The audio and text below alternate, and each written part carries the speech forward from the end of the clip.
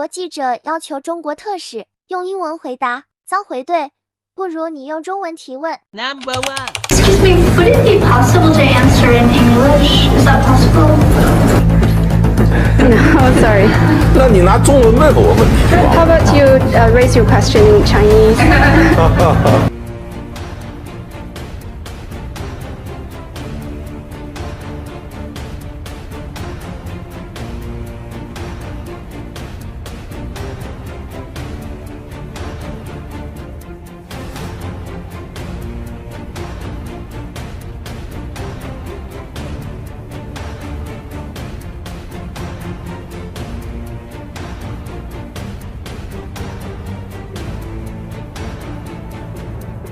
Number 2. To help solve some of the toughest challenges in the rest of the world.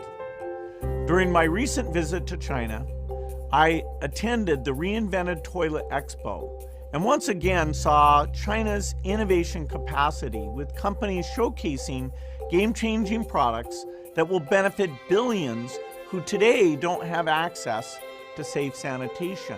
I met Chinese scientists who are discovering new drugs to tackle infectious diseases like tuberculosis that affect the poor. And I talked with Chinese partners who are sharing lessons from China's own development so African countries can make progress on vital priorities such as strengthening health systems and controlling deadly diseases like malaria and also improve. Number 3. I have been living here for about 9 years. Gone home after moving to China for 5 years, having lived in Beijing. Everyone in Modesto thought San Francisco is the big city. So eventually I moved to San Francisco and I thought, wow, this is a nice big... I moved to Beijing. And then I lived in Beijing for these 5 years. San Francisco no longer looked like a big city. Compared to Beijing, San Francisco looked like a small... Excited to see the big city of San Francisco, and I looked around. Where is everybody? Compared to Beijing, full of people, full of life, everywhere, excitement, and the interesting things going on so much you can't keep up. San Francisco seemed extremely small. A third-tier city is like 5 to 10 million people here in China. San Francisco's actually only got the population of about 750,000 people. It's living in the past, back in time 100 years. I got in a time machine. Number 4.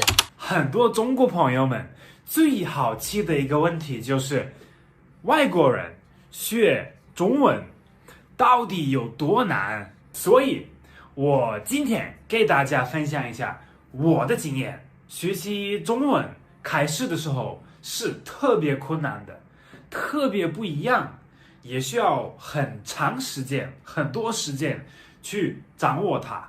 但是学习新的东西肯定也会有一些新鲜感，也非常的有趣，所以我还是学得非常的快乐。我个人觉得学习中文最难的2个部分，第一个就是汉字，中文里面的汉字跟我们的字长得特别。Number 5. 中国梦 Chinese Dream 很多方面我非常佩服，我希望其他国家可以学习中国。我88年到厦门的时候，中国一点不像我以前想的，因为以前我在台湾也在美国的时候，我就是看那个西方的媒体写中国是什么样的，但是我到这边发现完全不一样。在这边没有2个星期，我开始给家里人朋友写信，我觉得要他们看真的中国是什么样的。原来我的目的是让外国人了解真的中国是什么样的。Number 6. China topic, since we're here, is what I found is like living in Canada also, there's so many things you see. And, you know, technology has come out. And you ask yourself the question very often in Canada and the US, why isn't this automated? This is so easy. Automate it before you even think of it. And it's like something becomes automated. You're like, oh, damn, yeah, that was a good idea. Of course this should be automated. In the US, we struggle with adoption of new technology. Whereas here, the society is... And so it's like people in the US and Canada, they're used to debit cards, they're used to credit cards. You've got those big companies behind that who have a vested interest to make sure that you don't move away from this stuff. People are just thinking to themselves, you know, I don't think I'm going to give this up. And our marketing advertising game, a lot of the technologies, for example, WeChat is a Chinese company selling Chinese goods to Chinese people, Chinese services. And I think it's pretty fascinating. So I really look forward to spending time here because, you know, I tell all of my friends, this is a once-in-a-lifetime opportunity to live in a society like this where it's constantly evolving. Number 7. 我知道他们说的是什么。你说什么玩意儿？滴溜嘟噜的，滴溜嘟噜的。然然后我就找一个翻译啊，我说你教我一句，就教我说我是中国人啊，完了翻译过雅给戴斯。雅克戴斯，雅给戴斯啊，就我是中国人，我是中国人啊。再有俄罗斯人跟我说话的时候，我说雅给戴斯，他们眼睛会马上直，可能，你看你的眼睛背叛了你。哎，你的眼睛好蓝呐！对，多少女孩羡慕你这个眼睛，真的有挺多的啊。有的就是，当我有时候发视频的时候，就问我这个美瞳是哪儿买的。我说爸妈送的，我也不知道他俩搁哪买的。爸妈送的。哎，我觉得东北人太好玩了，这种幽默感是骨子里的。爸妈送的。Number 8. Compared with China, I mean, China is the longest continuously existing polity in the world. Going back, well, arguably, it's one of the first settled with the Fertile Crescent, the first settled agriculture in the world. So China has a very, very long history, and maybe instead of people being surprised about China's rise now, this is the wrong way of looking at it.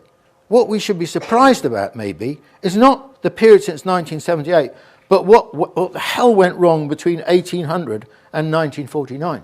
Because for the most of the rest of the thousands of years of Chinese history, it was arguably one of, and often the most advanced country in the world. So you could say it is a return to what China is, and the Chinese think of it like this in many ways. We are returning to where we have always been. Number 9. I think the rest of the world doesn't know that we're not investing in our infrastructure, that we're not investing in the young generation of Americans, that we're willing to lose the race for artificial intelligence to the Chinese, that we're going to break all of our long-standing alliances since World War II at a moment when China is rising.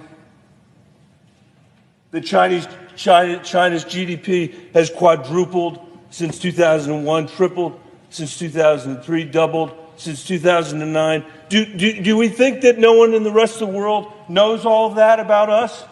While the Chinese are landing spacecraft on the dark side of the moon. That's what they're doing. Not to mention what they're doing in Latin America. Number 1, Lee. Chinese, I've seen, Chinese. I see people say, you gotta learn Chinese. They're taking over. Chinese. Ni hao ma. Shi xin ni. Chinese. It's too late. It's too late to learn Chinese. It's over. No, it's true. It's true. Because it's also one of the hardest languages in the world. I mean, how do you learn Chinese now? Just, they've got over 10,000 characters in the alphabet. You know this? 10,000 characters. We've got 26 in English.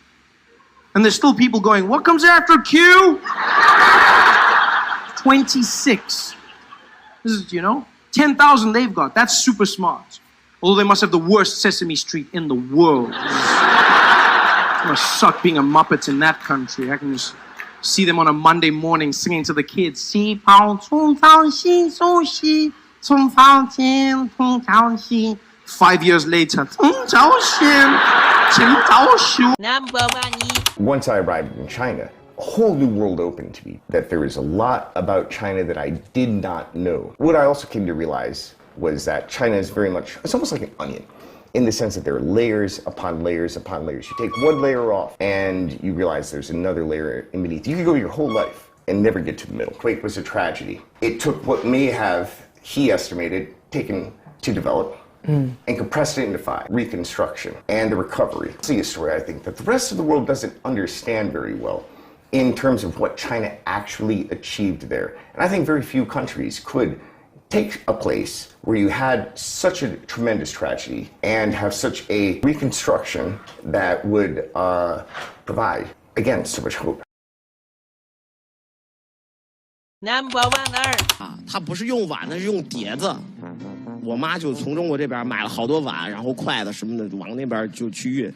因为我在那边的话，我特别挑啊，在中国吃饭我一点不挑，真不挑。但是你要是说跳出中餐这个圈儿，那不好意思，我可挑的，非常挑。我现在就是说我出去都是用筷子。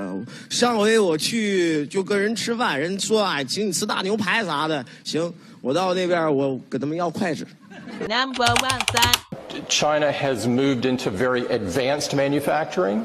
And so you find in China the sort of the intersection of craftsman kind of skill and sophisticated robotics and sort of the computer science world, that intersection, which is very, very rare to find anywhere, that kind of skill.